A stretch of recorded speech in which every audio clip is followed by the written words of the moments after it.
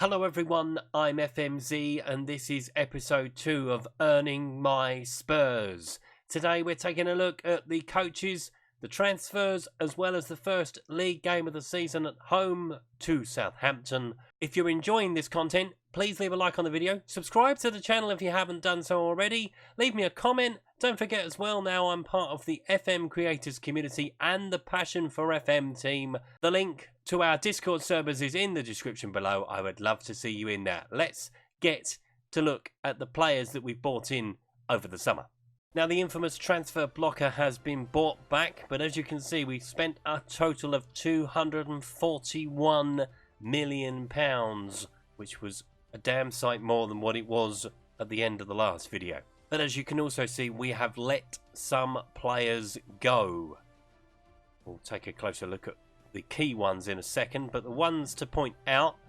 So Kyle Walker-Peters has gone out on loan to Newcastle. Victor Wanyama has gone out on loan to Wolverhampton Wanderers.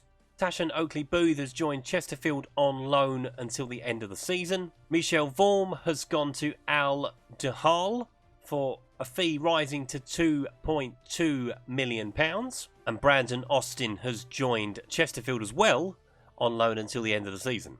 So now we move on to the players, the big players that have gone, and we start with Toby Alderweireld. Now, I have made a decision about him and Jan Vertonghen. You'll see what that was in a second. But Toby has gone to Inter Milan for a fee of £25 million, which was his release clause in his contract. No one wanted to pay more than that. There was offers for less, but it did a non-negotiable fee of 25, and Inter met the asking price that we wanted. So Toby was allowed to leave. It is sad that he's gone, but you'll be happy with his replacement. We'll see him later. But yeah, let's take a look at what happened to Jan Vertonghen as well. Ironically, Jan has joined AC Milan, which is interesting. £21.5 million. Now, I did say during the last episode that it potentially was going to be one or the other, not both. Well, it ended up being both.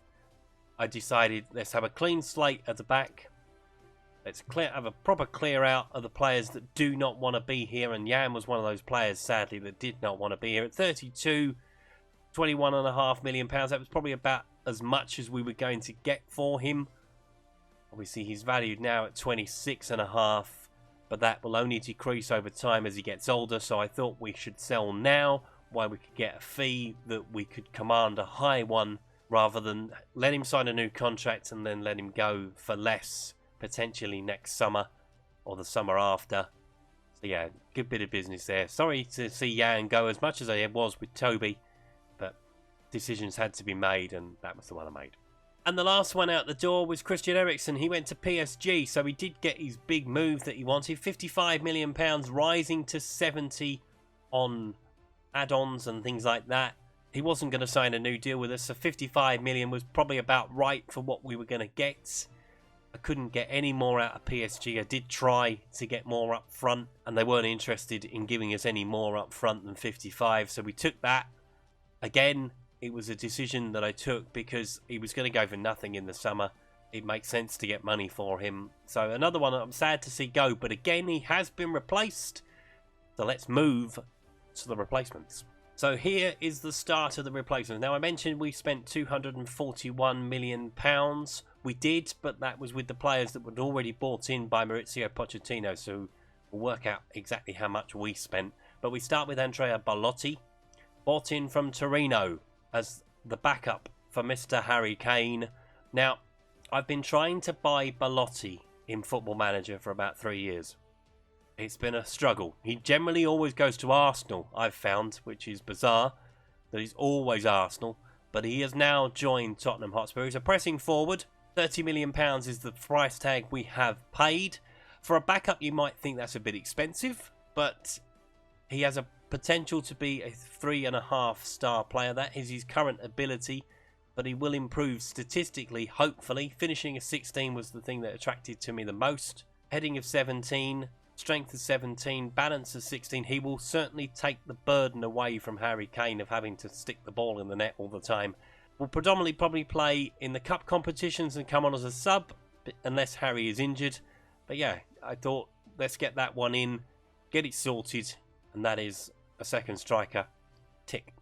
Moving on to the next one that we bought in was Nelson Semedo from Barcelona for a fee of £35.5 million. Now, I'd mentioned in the previous episode as well that I wasn't happy with Serge Aurier and Kyle Walker-Peters. Kyle Walker-Peters has been loaned out, decided to keep hold of Serge Aurier, but probably only until next summer. And then we'll see how Walker-Peters has gotten on with his season away at Newcastle. Obviously, Premier League football as well for him, so that's good. And then we'll make a decision on one of those two. Semedo has the potential to be a 4-star player. He's got a bit of pace as well down the right. Crossing's not great at 12, but again, that will probably improve over time. As you can see, some of his stats have already gone up a little bit since he's been with us. So it was a good bit of business, and it sorted out a key area that we were struggling with players. Now, I'm not doing them in order of when they arrived. I'm doing them in order of importance, really. And we start next with Felix Vellegaard. Now, obviously, we let Michel Vorm go. We let Brandon Austin go out on loan. Alfie Whiteman has stayed with us. I was hunting around for a cheap deal, and he's on loan from Eintracht Frankfurt, so he is not a permanent transfer, this one. He is merely a backup to the backup in the unlikely event that we need to use him. And as you can see, he was set up as an emergency backup. They were happy with that, Frankfurt, so jobs are good. So now we're moving on to the two key signings of the summer, and we start with Alessio Romagolin. He has been bought in from AC Milan. The Jan has gone to AC. This man has replaced him here.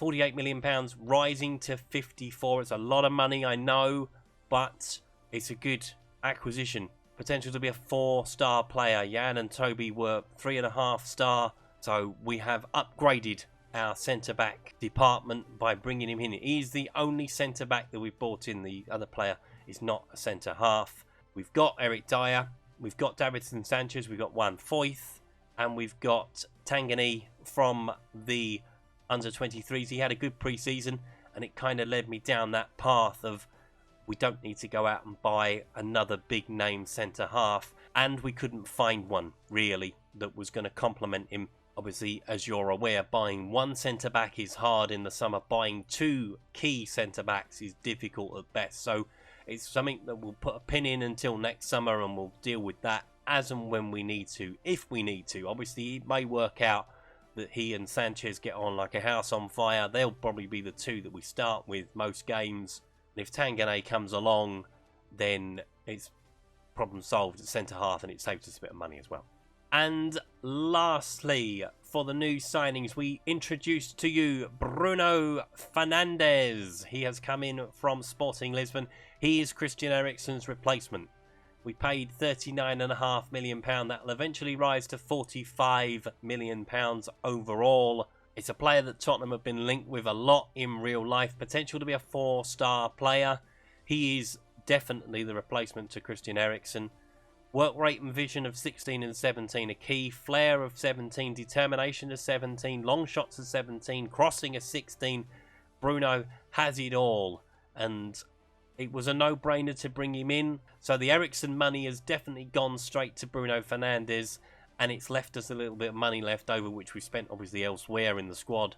So yeah, I was happy with this one. Got it over the line pretty quickly once we knew Eriksen was off to PSG. And yeah, that is the squad now complete. So now that the players are out of the way, let's move on to the coaches we brought in. And a familiar face has come in as my assistant manager, and that is Stefan Freund. Now, Stefan Freund has done this job already. He was our assistant manager when Andre Villas-Boas was the manager, and I thought he is a familiar face to the fans. It will get me a bit of plus points with them because Stefan is a legend of Tottenham Hotspur. Never scored a goal for us, but always gave 110% when he was out on the field of play. And if he can transfer that to the players that we have now, we'll be on to a winner. Goalkeeping coach has also been sorted. Chris Woods has been given that role. Now, you might be surprised by that. He's been at West Ham, he's been at Manchester United, he's been at Everton. He has a lot of experience to old Chris Woods. He does have a contract with the USA as well, so he'll be doing both roles. But out of the coaches that we had come forward to apply for the job, he was certainly the best out of that bunch. He will work well with Hugo, Paolo, Felix and Alfie Whiteman. Fitness coach was also sorted as well. Gabriel Mancia was brought in. We have got some more slots available for coaches, so I will show you those as and when we fill the vacancies. So we played just the one game so far, and that was a 4-0 win over Southampton. Let's take a look at the goals from it. And it started early. Harry Kane with the opening goal inside 2 minutes to get us off to the perfect start. Eric Lamela with the ball on the right, played it to Semedo, who crossed it into the box for Lucas Moura to slam in number 2. Romagolin got his name on the score sheet on his debut. Bruno Fernandes with the free kick. Lamela headed it back across for him to tap in, and we wrapped it up on 74 minutes. Fernandes with the ball across. Bit of a scramble before it was eventually put into the net by Musa Sissoko. So I can sing it. We are top of the league. Say we are top of the league after one game. Don't get too excited. I'm not. By virtue of scoring 4 goals, we have gone top of the table. The reason why we have only done one game so far is because we are off to the Emirates at the second league game of the season. So we are going to jump back in for that. That'll be the next episode you'll see. Can't miss the North London derby. And then we'll play a few. So we'll do a couple of review episodes like we've done in the last year of Football Manager. And then we'll drop back in for another game. I am potentially eyeing up the clash with West Ham as that game, because I want to show you the big games, and obviously Arsenal and West Ham are big games for Tottenham.